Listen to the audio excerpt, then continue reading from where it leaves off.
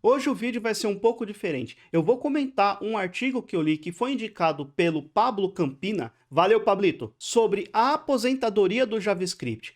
Tadinho, será que já é hora desse ancião, esse cidadão envelhecido, se aposentar? É isso que eu vou falar no vídeo de hoje. Olá pessoal, tudo bom? Meu nome é Daniel, você está no canal da serfrontend.com, onde eu falo de tecnologia web e carreira, especialmente para quem está começando na área.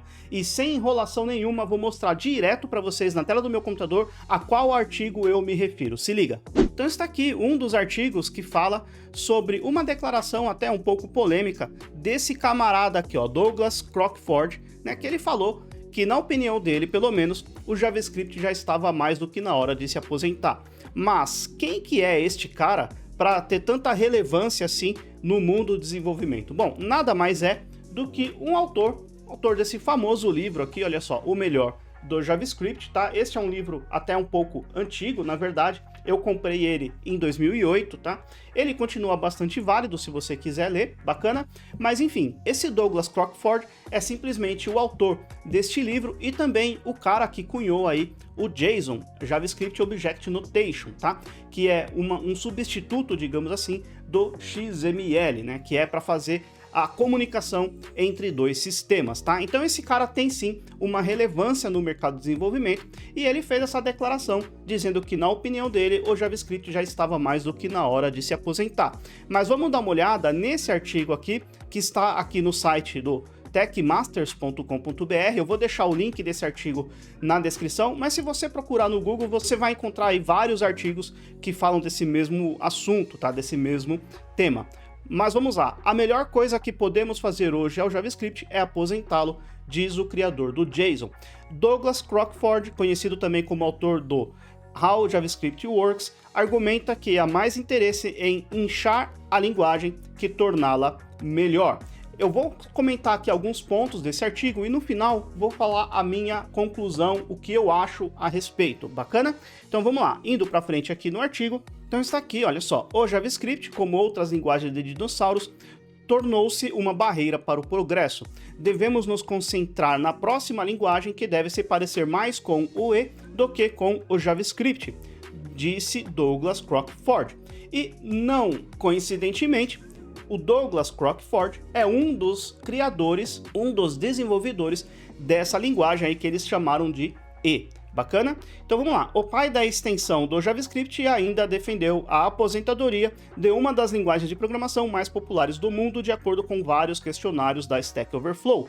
A melhor coisa que podemos fazer hoje em dia é aposentar o JavaScript. Embora propondo uma nova sintaxe, Crockford conta que foi um dos poucos defensores da linguagem de programação criada por Brendan Eich há quase 3 décadas, há quase 30 anos. Não à toa, o norte-americano também é conhecido pela obra How JavaScript Works, como o JavaScript funciona, em tradução livre. Sua junção de funções alinhadas, objetos dinâmicos era brilhante. Eu passei uma década tentando corrigir suas falhas. Tive um pequeno sucesso com ECMAScript 5, mas desde então tem havido um forte interesse em inchar mais a linguagem em vez de torná-la melhor, conta o programador. Tá? Só falando mais algumas coisinhas aqui. 27 anos depois da invenção para o Netscape, ou seja, o JavaScript foi criado para rodar naquele browser, naquela época, chamado Netscape, tá? O JavaScript, teoricamente, foi concebido em 10 dias, tá? Então, quem desenvolveu a linguagem, que foi o Brendan Eich, ele desenvolveu essa linguagem em apenas 10 dias. E somente é ultrapassado lá no Stack Overflow pela linguagem Python, tá? Ocupando aqui, ó, Python ocupou o segundo lugar no ranking com 48%. A que se deve o sucesso do JavaScript? Há várias razões. A facilidade de aprendizagem e a tolerância ao código, que seriam considerados em outras linguagens como uma coisa ruim, tá? Eu falei um pouco disso num outro vídeo que eu fiz aqui no canal sobre o problema da tipagem fraca, o problema de uma linguagem fracamente tipada. Vou deixar o card aqui em cima e também o link na descrição. Se você quiser, confere lá depois que acabar este vídeo aqui, bacana? Então, uma das razões que o JavaScript ficou tão famoso, né, é o fato da sua linguagem ser de fácil entendimento, ela é amigável para novos programadores. Porém, isso tem um custo, que seria a dificuldade, por exemplo, de desenvolver aplicações escaláveis, né? Aplicações que tendem a crescer com o tempo, bacana? E tá aqui uma palavra até um pouco forte, né? Que esta característica da linguagem JavaScript causou no criador um grande arrependimento. Por exemplo, aqui a comparação, olha só, a comparação de strings com números, que é diferente de outras linguagens de programação, tá? E isso causou um grande arrependimento no cara que desenvolveu essa linguagem, tá? Porque isso quebra uma propriedade matemática importante. Você não pode comparar números e strings. Você deveria ter um outro resultado. Bacana? Indo para frente aqui, um outro fator que colaborou para o sucesso da linguagem JavaScript foi depois de 2008 que o Chrome implementou o motor de interpretação do JavaScript chamado V8, que era um motor bastante rápido, bastante robusto, tá? Então, por exemplo, quando você abre lá o seu Google Chrome, por exemplo, o browser, ele é só uma casca, ele tem ali o menu, a barra de endereço, os botõezinhos, etc. Mas o motor que está dentro do Chrome, que é o cara que vai interpretar e executar o seu JavaScript, chama-se V8. E em 2008, o Google desenvolveu ou implementou esse motor, agora não me lembro mais, em 2008, ao tornar os aplicativos baseados em navegador competitivos com o desktop, então o Google criou o motor V8, tá? Um motor JavaScript gratuito e de código aberto, tá? Desenvolvido pelo projeto Chromium para os navegadores web Google Chrome e Chromium, tá? Então foi a partir desse momento que os desenvolvedores começaram a produzir, digamos assim, softwares que rodassem nos browsers, tá? E não só mais aqueles sites simples ali com menu animado, formulário, etc, tá? Então começamos a desenvolver aplicações que rodassem nos browsers. E olha só como o intuito do JavaScript começou a mudar, né? Então antes o JavaScript foi criado para rodar no browser, no Netscape, para desenvolver coisas simples ali. Começamos então a desenvolver aplicações cada vez mais robustas, como por exemplo o Gmail, na época, que foi um grande divisor de águas, tá? E aí o Crackford aqui fala de um problema. Aqui eu vou resumir para vocês, tá? Então, como eu falei, o JavaScript foi criado lá para rodar no browser Netscape, para fazer animações simples, validação de formulário e coisas mais simples, para deixar as nossas páginas um pouco mais dinâmicas. A gente começou a desenvolver aplicações mais robustas. E com isso a gente ganhou alguns problemas, tá? Principalmente com relação à escalabilidade das nossas aplicações. E aí, algumas ferramentas foram surgindo, como por exemplo, sistemas de bundles como o Webpack e o Rollup, que vêm para resolver o problema de permitir com que a gente trabalhasse de forma componentizada os nossos códigos, e também o TypeScript, que veio para resolver um problema antigo do JavaScript que está relacionado a linguagem ser fracamente tipada. Como eu falei, eu já fiz um vídeo falando sobre isso no canal, vou deixar o card aqui em cima, também o link na descrição para você conferir se você quiser. Então esses sistemas de bundle que permite que a gente trabalhe com componentes separados, nos permite a reutilizar componentes, o que é fundamental numa grande aplicação, tá?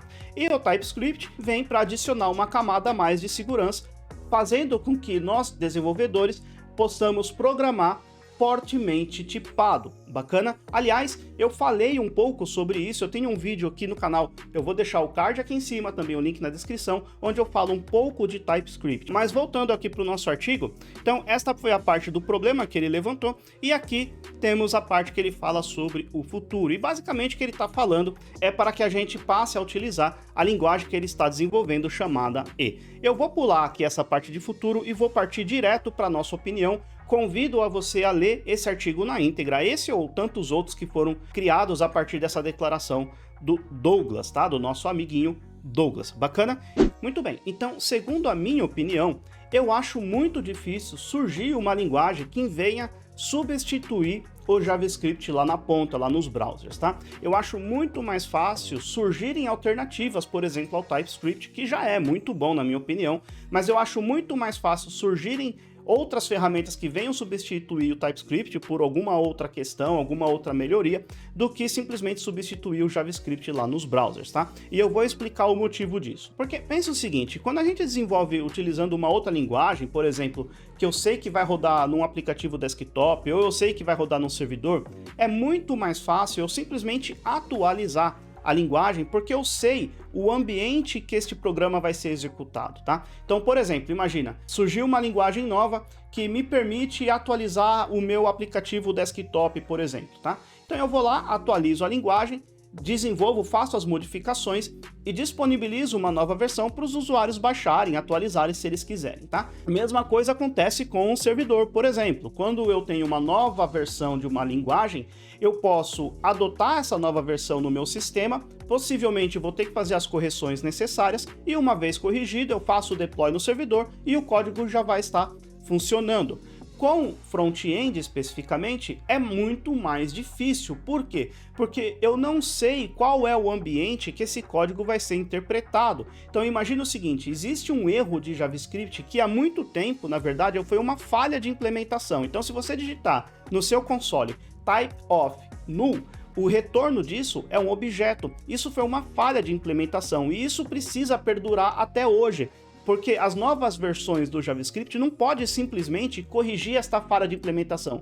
Porque se ele fizer isso, ele pode quebrar um monte de outras aplicações, sites e páginas que foram desenvolvidas no passado. Então, esta atualização não é possível. O que acontece com o JavaScript é que novas features podem ser adicionadas, mas nunca uma feature já implementada, já disponibilizada para os desenvolvedores pode ser alterada, porque, como eu falei, isso poderia quebrar milhares de outras aplicações, tá? Então, o que eu acho mais fácil de acontecer, mesmo que surja uma nova linguagem, é fazer com que os browsers implementem essas duas linguagens, tá? Então, a gente pode programar com JavaScript ou a gente pode programar com uma outra linguagem, a gente só informa para o browser qual é a linguagem que a gente está programando e ele vai se virar para interpretar e para executar o nosso código, tá? Então, isso sim eu acho perfeitamente possível. E aí, esta migração seria feita de forma, digamos assim, mais suave, mais soft, tá? Ou seja, a gente pode continuar trabalhando com JavaScript. Se a gente quiser migrar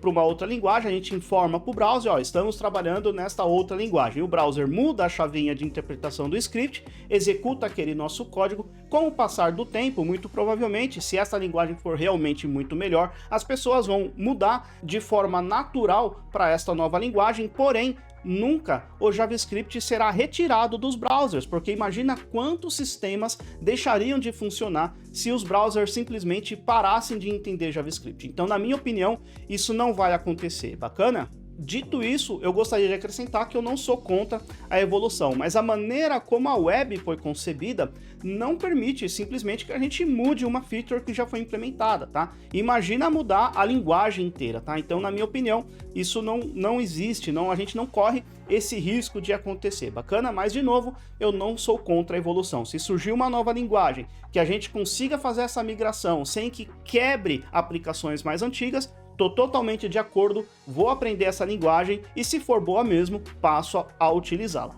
Muito bem, pessoal, então era isso que eu tinha para falar sobre esse assunto. Eu confesso que eu esperei um pouco para gravar esse vídeo, mas eu preciso confessar que eu estava de férias, também mereço um pouco de férias. Todos os vídeos que você vem acompanhando aí no decorrer das próximas semanas eu já tinha gravado previamente, deixei programado para publicar e estava de férias quando veio esse assunto à tona. Depois, agora voltando ao trabalho, resolvi falar um pouco sobre este assunto. Espero que você tenha gostado. Coloca aqui nos comentários o que você acha a respeito. Vamos compartilhar ideias, opiniões. Assim, todo mundo aprende junto. E mais uma vez, gostaria de agradecer também ao Pablo Campina, que indicou este artigo para mim. Muito obrigado, Pablo. E muito obrigado a todos vocês que chegaram até o final desse vídeo. Um forte abraço e até o próximo vídeo. Até lá!